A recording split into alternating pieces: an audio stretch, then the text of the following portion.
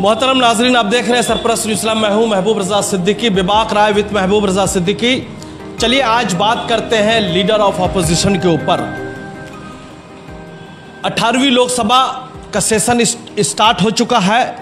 तमाम एमपी जो है गाहे बगाहे जैसे जैसे वक्त मिल रहा है सभी लोग हल्फ ले रहे हैं, ओथ ले रहे हैं। मगर इन तमाम में जो सबसे अहम बात यह है कि इस बार स्टार्टिंग से ही लोग मुंतजिर थे कि अपोजिशन का लीडर, हस्ब इख्तलाफ का लीडर किसे बनाया जाएगा, विपक्ष के लीडर कौन होंगे। इसलिए कि विपक्ष के लीडर के पास बहुत सारे हुकूक होते हैं, बहुत सारे राइट्स हैं, बहुत सारे फैसिलिटीज़ वगैरह अवेलेबल है। तो उसके लिए एक मजबूत आवाज़ का होना भी ज़रूरी है जो सब चीज़ को समझ सके, सोच सके। तो कांग्रेस ने अपने वर्किंग कमेटी में फैसला लिया कि हम लोग जो है राहुल गांधी को एज ए अपोजिशन लीडर जो है बनाते हैं, और वो उन्होंने जो है वो लेटर भेज दिया स्पीकर्स के पास। आप जान सकते हैं उसके बाद इंडिया अलायंस दल के तमाम सहयोगी, तमाम साथियों के साथ मीटिंग हुई। सबों ने बोला कि हमें कोई एतराज़ नहीं है, हमें भी मंजूर है Rahul Gandhi as a leader of opposition. मेरे कहने का बहुत अहम मसला है, जिस तरीका से 10 साल में लीडर ऑफ अपोजिशन किसे बनाया जाता है, कौन बन सकते हैं। तो सबसे पहले ये मैं क्लियर अब बता देना भी चाहता हूं कि मिनिमम जितने टोटल मेंबर ऑफ पार्लियामेंट है उसका 10% किसी भी सियासी पार्टी के एमपीज का होना जरूरी है। 543 है तो उसका 10% समझ लिए। तो इससे पहले जो 2014 में सरकार जब आई थी तो उस वक्त भी कांग्रेस के पास वो नंबर्स नहीं थे, और 2019 में जो आए उसके पास भी नहीं था, किसी भी दल के पास नहीं था। मगर इस बार जो है 2024 में इंडिया अलायंस बनाया गया, बहुत मजबूती के साथ अपोजिशन ले रहा, और कांग्रेस के पास 99 सीटें हैं जो उसके एमपी चुन करके आए हैं। 2 सीट और भी लोग जो है आज़ाद उम्मीदवार वगैरह जीते, उनका भी सहयोग उनको हासिल है। इस तरीक़ा से पूरा इंडिया अलायंस एक मजबूत दल के तौर पर इसी तरीके से राहुल गांधी ने लीडर ऑफ अपोजिशन हस्ब इख्तलाफ का ओहदा को संभाल लिया है, और स्पीकर साहब ने भी उनको मंजूरी दे दी है और मुबारकबाद भी पेश की है। तो सबसे पहली बात ये बताते मैं चलूं, ये गांधी फैमिली के तीसरे शख्स है जो लीडर ऑफ अपोजिशन बने हैं। इससे पहले राजीव गांधी साहब बन चुके हैं, सोनिया गांधी बन चुकी है, और ये तीसरे नंबर के गांधी है जो Rahul Gandhi leader of opposition बनते हैं। फिर एक चीज़ बताते चलूं, Rajiv Gandhi leader of opposition बनने के बाद प्राइम मिनिस्टर बने। Sonia Gandhi leader of opposition बनने के बाद जो है उनकी पार्टी 10 साल हिंदुस्तान में हुकूमत चलाई, 2004 से लेकर के 2014 तक, बहुत अच्छी तरीक़ा से जानते हैं। तो राहुल गांधी ने सोशल मीडिया साइट्स पर क्या कहा, नहीं कहा, मैं उसके बारे में आपको बताते चलूं। सबसे पहले वो सुनना जरूरी। राहुल गांधी ने कहा अपोजिशन का राहुल गांधी ने बहुत अच्छे अंदाज में कहा कि मुल्क की अवाम, कांग्रेस के कारकुनान, इंडिया अलायंस के तमाम सहयोगियों का बहुत बहुत शुक्रिया, आपने मेरे ऊपर भरोसा किया। और कहा राहुल गांधी का अपोजिशन का लीडर सिर्फ एक ओहदा नहीं है, ये आपकी आवाज़ बनकर आपके मफादात और हुकूक की जंग लड़ने की बहुत बड़ी जिम्मेदारी है। ये बात सच भी है। और अपोजिशन ऑफ लीडर का मतलब क्या होता है, जो ज़्यादा से ज़्यादा अपोज कर सके, जो ज़्यादा से ज़्यादा सवालात उठा सके, जो ज़्यादा से ज़्यादा सवाल पूछ सके। और लोकतंत्र में एक मजबूत और सही हुकूमत के लिए जिस तरीक़ा से हुकूमतें मजबूत होती है उसी तरीक़ा से अपोजिशन का मजबूत होना बहुत ज़रूरी है। नहीं तो क्या होता है, अगर अपोजिशन लीडर नहीं होंगे लोकतंत्र में, पार्लियामेंट में, आप समझ सकते हैं ये हुकूमत के चौकीदार बनकर के रहेंगे, जो चौकीदारी करेंगे चोरी कहां से हो रही है और कहां का घपले घोटालेबाजी हो रही है, और क्या क्या काम है मैं आपको बताऊंगा बहुत अच्छी तरीक़ा से। मेरी बात समझिए कि अपोजिशन लीडर के क्या क्या काम है और क्या क्या कर सकते, क्या नहीं कर सकते। तो सबसे पहले मैं बताते चलूं, अपोजिशन लीडर भी वहीं बैठेंगे जहां पर मुल्क के वजीर आजम नरेंद्र मोदी साहब बैठेंगे। कल के डेट में अगर मोदी जी प्रधानमंत्री नहीं रहे, दूसरे प्रधानमंत्री है, जो भी अपोजिशन लीडर होगा जिस भी पार्टी का हो वहां पर बैठेंगे। आज बीजेपी इंडिया अलायंस की सरकार है, कल में भी हो सकता है डीएमके की सरकार हो जाए, डीएमके का कोई आदमी प्राइम मिनिस्टर बन जाए, कोई नीतीश कुमार का प्राइम मिनिस्टर जेडीयू से बन जाए, हो सकता है इंडिया अलायंस का कोई आदमी प्राइम मिनिस्टर बन जाए। तो जो प्राइम मिनिस्टर होगा उसके टेबल पर लीडर ऑफ अपोजिशन बैठेंगे और इनके काम और काज क्या क्या है, इनके राइट्स क्या है, इनके सहूलतें क्या क्या, वो मैं बताते चलूँ। जब सीबीआई के डायरेक्टर की नियुक्ति होगी, तकर्रुरी होगा, सेंट्रल विजिलेंस कमिश्नर की बहाली होगी, चीफ इंफॉर्मेशन कमिश्नर की बहाली होगी, लोकपाल या लोक एक्ट के बहाली होगी, या नेशनल ह्यूमन राइट्स कमीशन की चेयरपर्सन की बहाली होगी, या इलेक्शन कमिश्नर्स की तकर्रुरी हो, इन तमामों में, इन तमाम फैसलों में लीडर ऑफ अपोजिशन मतलब राहुल गांधी का रजामंदी बहुत ज़रूरी है। बगैर इनके रजामंदी के नहीं हो सकता। कल के डेट में क्या होता था, सीबीआई हो, ईडी हो या और भी कुछ हो, बता दिया था भाई यहाँ कोई अपोजिशन लीडर नहीं है, किसी के पास नंबर्स नहीं है, कोई अहल नहीं है, इसलिए मैं जो फैसला करूंगा वही होगा। तो ये 2014 का भी मामला नहीं है, 2019 का मामला नहीं, इस बार मामला थोड़ा सा अलग है, थोड़ा सा टफ है। इसलिए कि लास्ट 10 सालों में जो मुल्क की मौजूदा सूरत हाल रही वो हमसे आपसे किसी से छुपा हुआ नहीं है। तीसरी अहम बात, जिस तरीका से राहुल गांधी एक विजनरी लीडर है, एक मुतहर्रिक लीडर है, एक दूरअंदेश लीडर है, एक पढ़े लिखे लीडर है, और जो खानदान से आते हैं, जिस फैमिली से आते हैं, उनको हुकूमत करने का और अपोजिशन लीडर होने का भी तजर्बा हासिल है।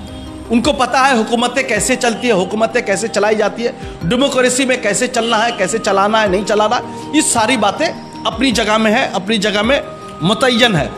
और लीडर ऑफ अपोजिशन जो बनाया गया है, ये 1977 का लीडर ऑफ अपोजिशन एक्ट के तहत बनाया गया है, जिसको ओम बिरला साहब ने पढ़ करके भी सुनाया, बताया भी कि ये 1977 लीडर ऑफ अपोजिशन एक्ट के तहत इनको मान्यता दिया जा रहा है, इंडियन नेशनल कांग्रेस पार्टी के राहुल गांधी साहब को। तीसरी अहम बात तो सारी चीज़ें बताया कि राहुल गांधी जो पब्लिक अकाउंट्स कमेटी के सरबराह भी होंगे। अकाउंट्स कमेटी के सरबराह का मतलब ये होता है जो हुकूमत के तमाम अखराजात की जांच करती है, जायजा लेती है, उसके बाद तबसरा करती है। हुकूमत के मासी तमाम फैसलों पर इन पर नजरसानी रहेंगी और हुकूमत के फैसलों पर तबसरा भी करेंगे, और आप जान सकते हैं आंखें मिलाकर के बात भी करेंगे।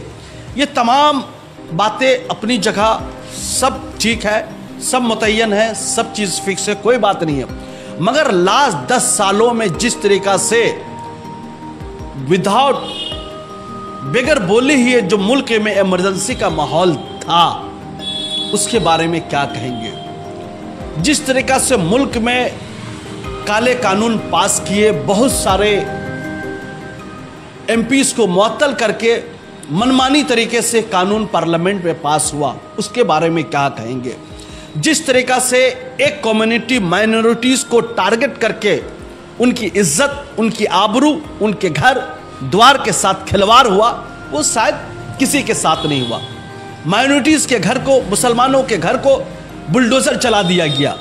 लोकतंत्र में ये कानून यूपी में पास हो गया, अगर आप रास्ते में नमाज पढ़ेंगे तो आपके पर एफआईआर होगा। आप बिल्कुल कानून बनाइए, मैं भी सहमत हूं कि अगर रास्ते में कोई भी नमाज पढ़ेगा उसके ऊपर एफआईआर कीजिए। साथ साथ ये भी कीजिए कि रास्ते में अगर भजन कीर्तन होगा तो मैं उसके ऊपर भी एफआईआर करूंगा। ये बराबरी का मसला होनी चाहिए। मुसलमानों पर जुल्म और ज्यादती, ये कानून, ये दोनों तरफ से बराबर का मामला होनी चाहिए। जिस तरीका से इलीगल निर्माण के ऊपर बुलडोजर चला, बिल्कुल चलाइए, किसने मना किया नहीं चलाने के लिए, मैं भी सहयोगी हूं। मेरे कहने का मतलब जिस तरह माइनॉरिटी के घर पर अब बुलडोजर चला रहे हैं, उसी तरीका से जो लोग मेजॉरिटी में हैं, जो आपके दल के लोग हैं, अगर वो लोग का भी इलीगल निर्माण है तो उसके घर पे भी बुलडोजर चलाइए। मगर ऐसा 10 सालों में देखने को नहीं मिला, इसलिए को उसको पता था मैं ही कोर्ट हूं, मैं ही अदालत हूं, मैं ही जज हूं, मैं ही मुंसिफ हूं, मैं ही वकील हूं, जो मैं फैसला करूंगा, जो मैं सुनाऊंगा वही आखिरी फैसला होगा। वो देश में 10 साल में गैर कानून का राज, गैर जमहूरी राज चलता रहा और मुसलमानों के ऊपर जुल्म और ज्यादती होती रही, माइनॉरिटी के ऊपर जुल्म और ज्यादती होती रही, किसानों के ऊपर जुल्म और ज्यादती होती रही, दलितों के ऊपर जुल्म और ज्यादती होती रही। इनके एमएलएस, इनके मिनिस्टर्स जो है गाड़ी में अवाम को, जनता को कुचल करके चले जाते हैं। क्या होता है? कुछ नहीं होता, इसलिए कि ये नशे में धुत थे। मगर हमें उम्मीद कभी है इस बार जो देश की अवाम ने, देश की जनता ने जो अपोजिशन को मैंडेट दिया, जो नंबर्स दिया है, एक मजबूत अपोजिशन के तौर पर उभर करके कांग्रेस पार्टी इंडिया अलायंस आया है। उम्मीद कभी है कि इस बार जो देश में काले कानून नाफिज किए गए हैं उसके ऊपर भी चर्चा फिर से होनी चाहिए। और जितने बेकसूर नौजवानों को जेल की सलाखों के पीछे डाल दिया गया है बगैर कुछ सोचे समझे हुए, और ऐसे ऐसे कानून के तहत डाला गया है जो आप तो 1 साल या कितने साल तक तो आप तो किसी वकील, किसी तो आप तो समझिए कि कुछ कर ही नहीं सकते। तो इस सारे फैसले पर नजरसानी होना जरूरी है। मैं फिर राहुल गांधी साहब से गुजारिश भी करना चाहता हूं, सोशल मीडिया की आवाज सबसे बड़ी आवाज है और उम्मीद कभी है कि यह आवाज को राहुल गांधी तक पहुंचाया जाएगा। 140 करोड़ की आबादी में 25 से 30 करोड़ माइनॉरिटीज आप पर ललचाई हुई नजर के साथ देख रहा है कि इस 10 सालों में जितनी जुल्म और ज्यादती, मॉब लिंचिंग के नाम पर टारगेट करके कम्युनिटी को मारा गया, ट्रेन में मारा गया, पहलू खान को मारा गया, हाफिज जुनैद को मारा गया और अली मंसारी को झारखंड में मारा गया। आप जान सकते हैं मॉब लिंचिंग किया गया, इसका भी हिसाब, जो लोग भी मुजरिम है उसको सजा मिलनी चाहिए और इसके ऊपर कानून भी ऐसा लागू हो जो मजहब के नाम पर किसी के कत्ल गारतगिरी ना हो। ये एक मामलात हो गए। जिस तरीका से लोग आंदोलन कर रहे थे, सीए एनआरसी, अपने हुकूक की लड़ाई लड़ रहे थे, जमहूरी तरीके से कर रहे थे, बहुत सारे कौम के नौनिहाल बच्चे को गिरफ्तार कर लिया, जेल की सलाखों के पीछे डाल दिया गया है। उनको इंसाफ कब मिलेगा? राहुल गांधी को चाहिए उनकी इंसाफ के लिए भी लड़ाई लड़े। और बहुत अफसोस के साथ कहना पड़ रहा है, जब से माइनॉरिटी मिनिस्टर्स है, ये पहली सरकार, या आज़ादी के बाद हम बोलेंगे, ये पहली सरकार है जिसमें माइनॉरिटी मुक्त, मुसलमान मुक्त 2024 की सरकार है। मतलब 25 से 30 करोड़ की अवाम का एक भी नुमाइंदा मंत्रालय में, मिनिस्ट्री में नहीं है, वजारत में नहीं है मोदी साहब को। ये एक लम्हा फिक्रिया है। प्राइम मिनिस्टर साहब को इसके बारे में भी सोच और फिक्र करनी चाहिए, इसलिए कि उनको पता होनी चाहिए एक बड़ी कम्युनिटी को नजरअंदाज करके ये मुल्क कभी भी तरक्की नहीं कर सकता है। हिंदुस्तान के पहले प्रधानमंत्री और फ्रीडम फाइटर पंडित जवाहरलाल नेहरू साहब ने कहा था, अगर इस देश को तरक्की में लाना है, मेन स्ट्रीम में लाना, मेन धारे में लाना है, तो यहाँ की जो माइनॉरिटी है मुसलमान, उनको मेन स्ट्रीम में लेकर आइए, उनको बराबरी का हुकूक दीजिए, उनको नौकरी में उनको ज़्यादा से ज़्यादा मौके दीजिए, बिजनेस करने आए तो लोन दीजिए, सारी फैसिलिटीज भी दिए, इसलिए कि इनके बगैर कुछ नहीं हो सकता है। ये सारे मामला थे। मगर जिस तरीका से हमारे देश के प्रधानमंत्री ने बातें रखी इलेक्शन के ज़माने में, इलेक्शन के वक्त में, आपको पता होगा सिर्फ और सिर्फ नफरतें की बू आ रही थी। ऐसा नहीं होनी चाहिए, इसलिए कि जिन लोगों ने आपके वोट दिया, आप उसके भी प्रधानमंत्री वजीर आजम है, और जिन्होंने वोट नहीं दिया उसके भी आप वजीर आजम और प्राइम मिनिस्टर है। मतलब हिंदुस्तान के कुल आबादी 100 कमोबेश 140 करोड़ के अवाम के आप वजीर आजम हैं।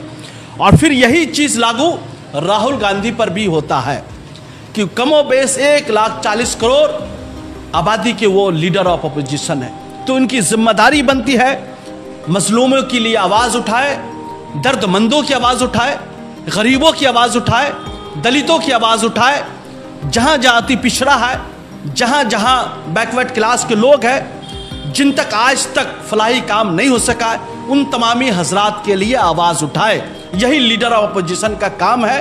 और जहाँ जहाँ नाइंसाफ़ी हो रही है, जो जमहूरियत के मंदिर, लोकतंत्र के मंदिर पार्लियामेंट है, अगर पार्लियामेंट में गलत कानून पास किया जाता है, एक्ट लाया जाता है, पूरी मजबूती के साथ उस कानून का विरोध करेंगे, उस कानून का अपोज करेंगे। यही लीडर ऑफ अपोजिशन का काम है।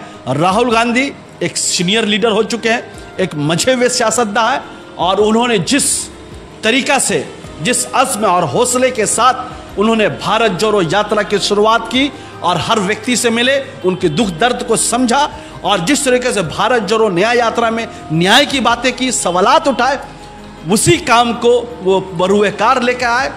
और भी एक चीज़ बता देना चाहता हूं कि हमारे आइन ने, संविधान ने माइनॉरिटी स्टेटस के साथ एजुकेशनल इंस्टीट्यूट बनाने का हमें हक दिया है।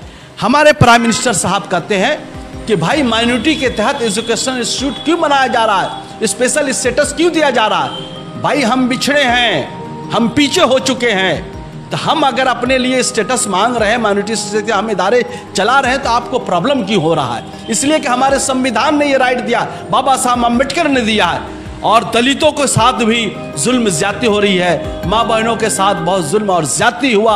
आप जान सकते हैं मोदी जी के राज में आसिफा के साथ बलात्कार हुआ। ये सारे मामलात अपनी जगह में है।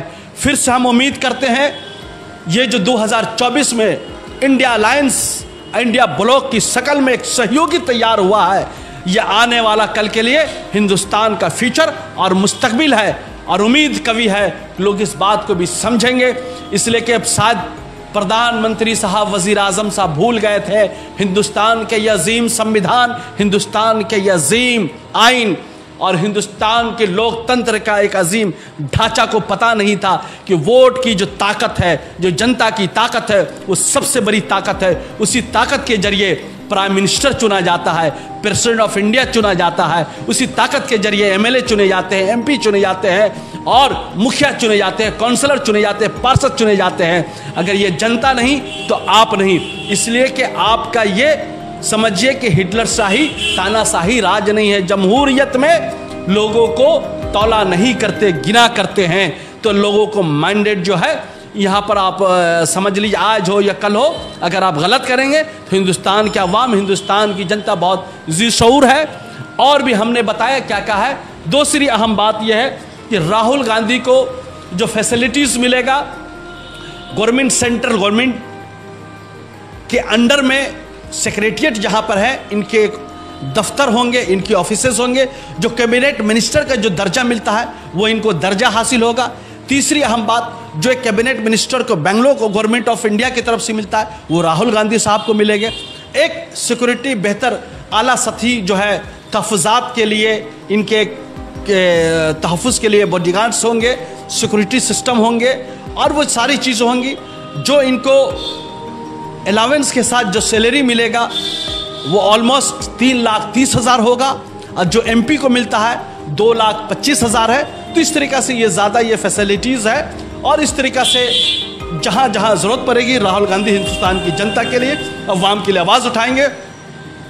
मेरे दोस्तों, मेरे भाइयों, मैं हमेशा आपके दरमियान में आता हूँ, आपकी बातें करता हूँ, आपके बात के लिए आवाज़ उठाता हूँ और हुकूमत वक्त बात पहुँचाने की कोशिश करता हूँ। तो अगर जो लोग भी हमारे साथ जुड़ गए हैं या देख रहे हैं हमारे चैनल को या बाद में देखेंगे, जिस वक्त भी देखेंगे, तो प्लीज़ अगर आपने अभी तक सरप्राइज न्यूज़ लाइव को फॉलो नहीं किया तो फॉलो को बटन दबा करके फॉलोइंग कर लीजिए, यूट्यूब में सब्सक्राइब कर लीजिए, बेल आइकन दबा दीजिए। तीसरी अहम बात, बहुत सारे हमारे जो फैमिली मेंबर्स है सरपरस्त के, दोस्त अहबाब है सरपरस्त के, वो कहते हैं कि कभी कभी न्यूज़ नहीं समझ में आता है। तो मेरे कहने मतलब कभी कभी जो है ये दबाने की भी कोशिश की जा रही है सरपरस्त की न्यूज़ को। तो आपको जब वक्त मिले, जिस वक्त मिले, एक सर्च बटन पे उंगली क्लिक करके सरपरस्त न्यूज़ लाइव डाल करके पेज खोल करके आप देख लिया कीजिए कि आज कितनी न्यूज़ डाली गई, कौन कौन सी न्यूज़ डाली गई। आपको कभी भी लगता है कि ये न्यूज़ डालनी चाहिए, हमारे मैसेज इनबॉक्स में मैसेज कीजिए, कमेंट्स में कीजिए। हम हर व्यक्ति का जवाब देते हैं, हर मैसेज को जो है पढ़ते हैं सही तरीक़ा से। और हमारे पेज में डायरेक्ट वो मोबाइल नंबर भी लिखा हुआ है। अगर आपके साथ कहीं पे जुल्म, ज़्यादती, नाइंसाफ़ी हो रही है तो आप हमें कॉल कीजिए, हम बिल्कुल आपके इंसाफ की लड़ाई लड़ेंगे और हुकूमत तक बात पहुँचाएंगे। बहुत बहुत शुक्रिया हमारे साथ जुड़ने के लिए। ज़्यादा से ज़्यादा शेयर करें, कमेंट्स करें, फॉलो करें और ये बताएं कि as a opposition leader Rahul Gandhi आपको पसंद है या नहीं, या as a opposition leader Rahul Gandhi आप सुट बैठते हैं या नहीं बैठते, हस्ब इख्तलाफ के लीडर के तौर पर वो मुनासिब है कि नहीं, ये भी हमें कमेंट्स में लिख करके बताइए, अपनी राय भी दीजिए। थैंक यू वेरी मच हमारे साथ जुड़ने के लिए, बहुत बहुत शुक्रिया। Welcome to K mall, a premium project by Kaleen group.